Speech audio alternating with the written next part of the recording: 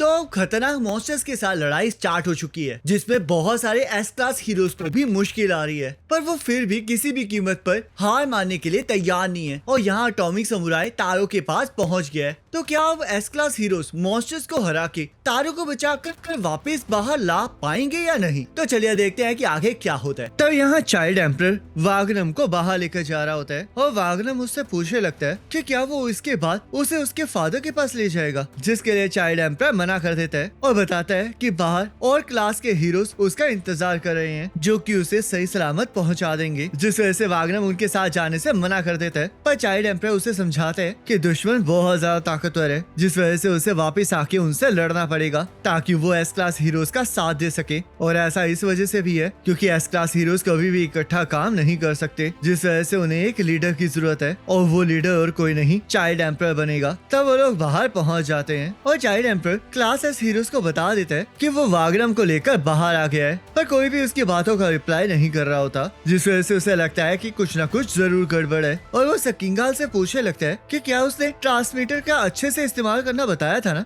तब सकिंगाल इस पर एग्री करता है और चाइल्ड एम्परर को चिंता करने से मना करता है। तब हम देखते हैं ज़ॉम्बी मैन और माई मास्क और पिग गॉड चाइल्ड एम्परर को शाबाशी देते हैं, पर एटॉमिक समुराई को समझ नहीं आ रहा होता कि आखिरकार उस ट्रांसमीटर को यूज कैसे करना है, जिस वजह से वो गलती से चाइल्ड एम्परर का मैसेज डिलीट कर देता है और सबको बताता है कि वहाँ पर एक और बच्चा है, जिसे सुनकर चाइल्ड एम्परर हैरान हो जाता है और एटॉमिक समुराई के साथ कनेक्शन कट हो जाता है। तब चाइल्ड एम्परर वागनम से इसके बारे में पूछने लगता है और चाइल्ड एम्परर को सीरियस देख के वागनम की हवा टाइट हो जाती है, जिस वजह से वो डर के मारे सब कुछ बक देता है और चाइल्ड एम्परर वापस लड़ने जाने के लिए तैयार हो जाता है। तब सकिंगाल उसे आराम करने के लिए कहता है क्योंकि उन्होंने वागनम को बचा लिया होता है। पर तभी वो लोग देखते हैं कि चाइल्ड एम्परर कितना ज्यादा सीरियस है, जिस वजह से वो भी चाइल्ड एम्परर की मदद करने के लिए तैयार हो जाते हैं, पर चाइल्ड एम्परर इसके लिए मना कर देता है और अकेले ही चला जाता है, जिस वजह से सभी को समझ में आ जाता है कि एक एस क्लास हीरो होना क्या होता है। तब यहाँ एटॉमिक समुराई का सामना ड्रैगन लेवल मॉन्स्टर ब्लैक से हो जाता है और ब्लैक एटॉमिक समुराई के साथ लड़ने के लिए एक्साइटेड होता है क्योंकि बहुत टाइम से वो बोर हो रहा होता है। पर हम देखते हैं एटॉमिक समुराई उसे बिल्कुल भी सीरियसली लेता, जिस वजह से वो अपनी बॉडी को मॉर्फ कर देता है और जैसे एटॉमिक समुराई के ऊपर हमला करता है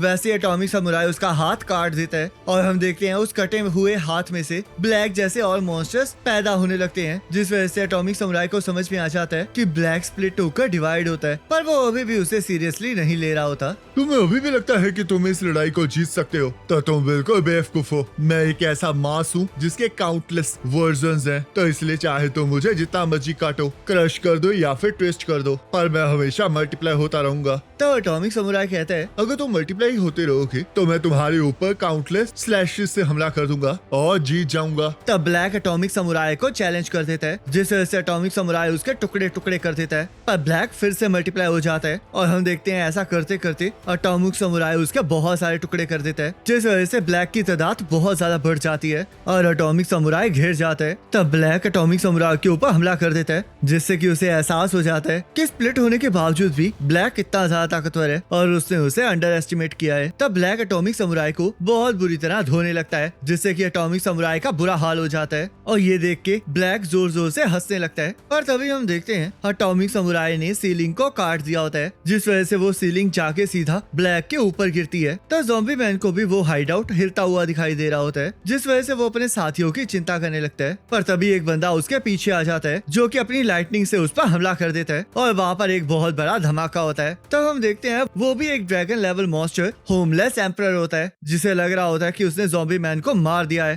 पर तभी ज़ॉम्बी मैन उस पर हमला कर देते हैं, जिस वजह से होमलेस उसका सिर उड़ा देता है। पर ज़ॉम्बी मैन फिर भी होमलेस के ऊपर गोली चला देता है, जिसे होमलेस अपनी लाइटनिंग से रोक देता है और ज़ॉम्बी मैन को यकीन नहीं आ रहा होता कि होमलेस इतने करीब से भी गोली को रोक सकता है। तो ज़ॉम्बी मैन अपने अंदर से एक स्पेशल गन निकाल लेता है और होमलेस के ऊपर फायर कर देता है, पर होमलेस उस गोली को भी रोक लेता है, जिस वजह से वो ज़ॉम्बी मैन के ताकतवर होने की तारीफ करने लगता है। मुझे बॉम्ब से बचने के लिए सूट की जरूरत नहीं है, ना ही बुलेट से बचने के लिए आर्मर की जरूरत है और ना ही फिजिकल अटैक को रिपेल करने के लिए इनविंसिबल शील्ड की। मुझे बस नॉर्मल कपड़ों की जरूरत है और सबसे ज्यादा मेरे बॉक्सर शॉर्ट्स की। मेरे पास ना ही कोई ओवरवेलमिंग पावर है, ना ही कोई सुपीरियर फिजिकल एबिलिटी और ना ही कोई खतरनाक वेपन, क्योंकि मुझे जीतने के लिए सिर्फ एक ही चीज की जरूरत है और वो है नंगे होके लड़ने का हौसला रखने की, और इस वजह से मैं अपने बॉक्सर शॉर्ट्स का ध्यान रखता हूँ। तो होमलेस को भी कुछ समझ नहीं आ रहा होता और हम देखते हैं ज़ॉम्बी मैन तो सिर्फ टाइम पास कर रहा होता है, जिस वजह से वो होमलेस से उसकी पावर का राज पूछने लगता है और होमलेस उसे ये बताने के लिए तैयार हो जाता है।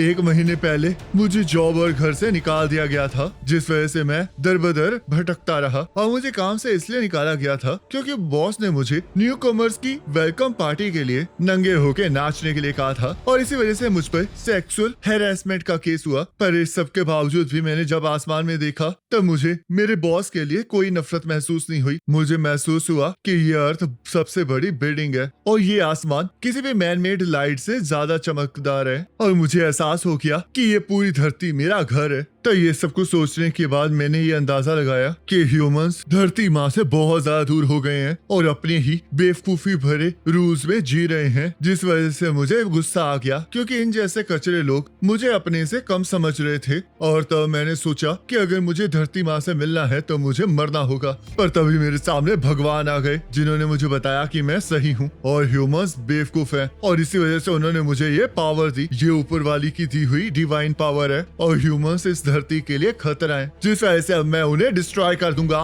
तो होमलेस की कहानी खत्म हो जाती है, पर ज़ॉम्बी मैन अभी भी पूरी तरह से रीजनरेट नहीं होता, जिस वजह से वो होमलेस से पूछने लगता है कि क्या उसे सच में यकीन है कि वो गोड से मिला था। और हम देखते हैं होमलेस को इस पर पूरा विश्वास होता है और वो ज़ॉम्बी मैन पर हमला करने के लिए तैयार हो जाता है। तब यहाँ साइतामा को अर्थक्वेक महसूस हो रहे होते हैं और उसे समझ नहीं आ रहा होता कि आखिरकार वहाँ पर चल क्या रहा है। तो हम यहाँ पर देखते हैं कुछ मॉन्स्टर्स अपने इलेक्ट्रिक शॉक से पूरी प्रिजनर को मारने की कोशिश कर रहे होते हैं, पर पूरी पर इसका कोई असर नहीं हो रहा होता क्योंकि वो अपने प्यार से अपने पेन को काउंटर कर रहा होता है। और हम देखते हैं उसकी बातें सुन के वो मॉन्स्टर पागल होके वहाँ से भाग जाते हैं। तब वहाँ पर एक डीमन लेवल थ्रेट मॉन्स्टर वैक्यूमर आ जाता है, जो कि उन मॉन्स्टर्स को रोक देता है और उन्हें याद दिलाता है कि अगर वो ऐसे ही चले जाएंगे तो ग्योरो और उरिची उन्हें नहीं छोड़ेंगे। पर हम देखते हैं उन मॉन्स्टर्स को इससे कोई फर्क नहीं पड़ रहा होता और वो वैक्यूमर को उस पागल हीरो को संभालने के लिए कहते हैं, जिस वजह से वैक्यूमर अपनी नाक से उन मॉन्स्टर्स को अंदर खींच लेता है ताकि वो उनकी पावर का इस्तेमाल कर सके, जिसे देखकर पूरी प्रिजनर हैरान हो जाता है। तब वैक्यूमर उन सभी की पावर को मिलाकर पूरी प्रिजनर के ऊपर हमला कर देता है, पर हम देखते हैं पूरी प्रिजनर अभी भी सही सलामत होता है और वैक्यूमर के साथ लड़ने के लिए तैयार हो जाता है। तब वैक्यूमर फिर से पूरी प्रिजनर के ऊपर हमला कर देते हैं और पूरी प्रिजनर को देखकर उसे ऐसा लगता है कि जैसे कि वो डर के मारे कांप रहा हो। पर तभी हम देखते हैं जैसे पूरी प्रिजनर एक दीवार को टच करता है वैसे ही वो दीवार टूट जाती है, जिसे देखकर वैक्यूमर हैरान हो जाता है। तो पूरी प्रिजनर उसे बताता है कि उसके लव ने नए स्टाइल को जन्म दिया है और वो उसका नाम वाइब्रेशन एंजल डिसेंडेंट रखता है, जिसे देखकर वैक्यूमर के होश उड़ जाते हैं और उससे समझ में आ जाता है कि पूरी प्रिजनर पागल है। तो पूरी प्रिजनर उस पर हमला कर देता है, जिस वजह से वो सारे के सारे मॉन्स्टर्स आजाद हो जाते हैं जिन्हें वैक्यूमर ने अपने अंदर खींचा होता है। तब एक मॉन्स्टर अपनी गर्लफ्रेंड को लेके वहाँ से भाग जाता है क्योंकि उसे एहसास हो जाता है कि वहाँ पर कुछ खतरनाक आ रहा है। तब हम देखते हैं वहाँ पर वो प्रिजनर्स आ जाते हैं जिन्हें मॉन्स्टर एसोसिएशन ने कन्वर्ट कर दिया होता है और वो वहाँ पर पूरी प्रिजनर को मारने आए होते हैं। तब पूरी प्रिजनर उन्हें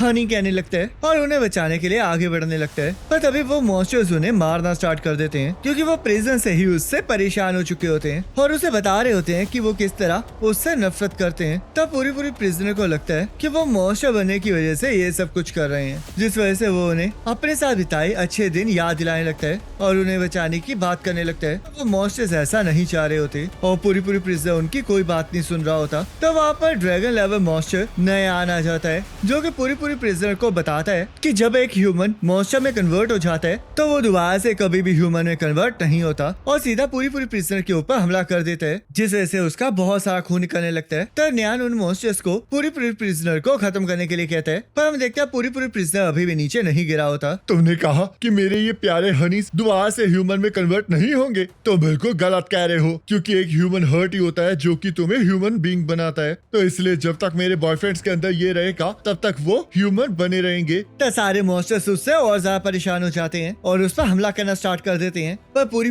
प्रिजनर को इससे कोई फर्क नहीं पड़ता और उसकी बॉडी भी हील हो चुकी होती है। तब पूरी प्रिजनर की बॉडी के ऊपर बहुत सारे बाल आ जाते हैं और वो उसे एंजल विंग्स कहने लगता है और सीधा नयान की तरह भागने लगता है। तो उसे देखकर नयान को अपने पुराने ओनर का फोर्सफुल वाला प्यार याद आने लगता है, जिस वजह से वो एक पतली सी जगह से खिसक लेता है और दूसरे हीरो को ढूंढने के लिए वहाँ से चला जाता है। पर पूरी पूरी प्रिजनर उसका पीछा नहीं छोड़ता और दीवार तोड़ के उसका पीछा करने लगता है। तन्यान उन प्रिजन वाले मॉन्स्टर्स के सामने से जाता है, जिस वजह से पूरी प्रिजनर भी वहाँ पर आ जाता है और हम देखते हैं सीलिंग टूटने की वजह से वो सारे मॉन्स्टर्स मर जाते हैं। और जैसे पूरी प्रिजनर को इसका एहसास होता है, वो उनके लिए रोने लगता है और उनसे वादा करता है कि वो उनका बदला लेकर रहेगा। तो यहाँ साइतामा को भी ये चीखें सुनाई दे रही होती हैं, पर उसे समझ नहीं आ रहा होता कि आखिरकार चल क्या रहा है। ये सुनने में कितना बेकार लग रहा था ना, पर फिर भी ऐसा लग रहा था जैसे कि कुछ सैड हुआ है। क्या नर्क के दरवाजे खुल रहे थे? पर छोड़ो, आखिरकार ये जगह कैसी है? ये तो खत्म होने का नाम ही नहीं ले रही है। तो इसलिए अब आगे जो भी मुझे मिलेगा मैं उसे पकड़कर अपना गाइड बना लूंगा। और गाइस, इसी के साथ ये एपिसोड खत्म हो जाता है। अब नेक्स्ट एपिसोड का लिंक आपकी स्क्रीन पर आ रहा होगा, उस पर क्लिक करके अगले एपिसोड को देख